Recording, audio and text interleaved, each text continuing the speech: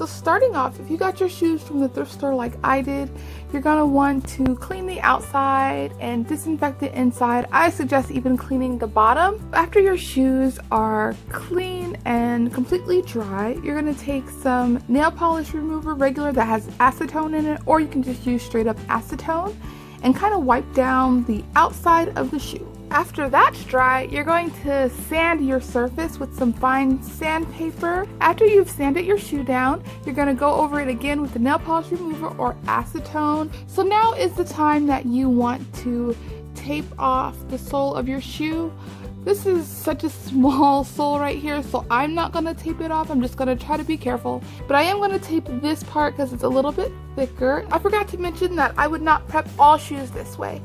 This is just for kind of patent leather or patent fake leather that has a finish on it. So I'm using multi-surface acrylic paint.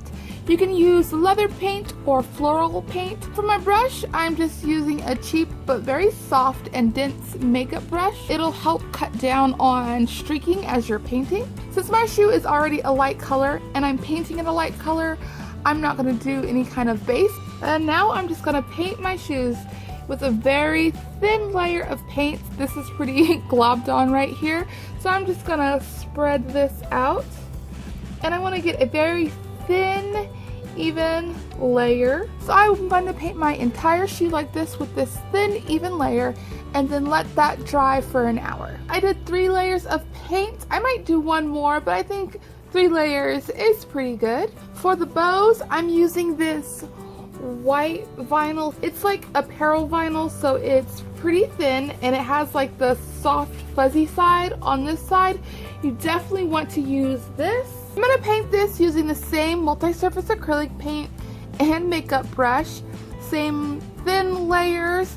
Let it dry for an hour. So for my bows, I ended up doing 3 layers of paint. Now I might go back in and kind of paint the edges, especially since I painted everything in one piece and then cut it out. Here I have some strips for the knot of the bow. These measure 4 inches by 2.5 inches, 8 inches by 6 inches, and then it's 2 inches tall. For all of my corners on my ties and on my bows, I'm just gonna round them off.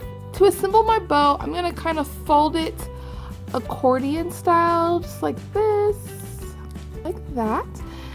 And then I'm going to use a piece of electrical tape that I cut in half, like right down the middle.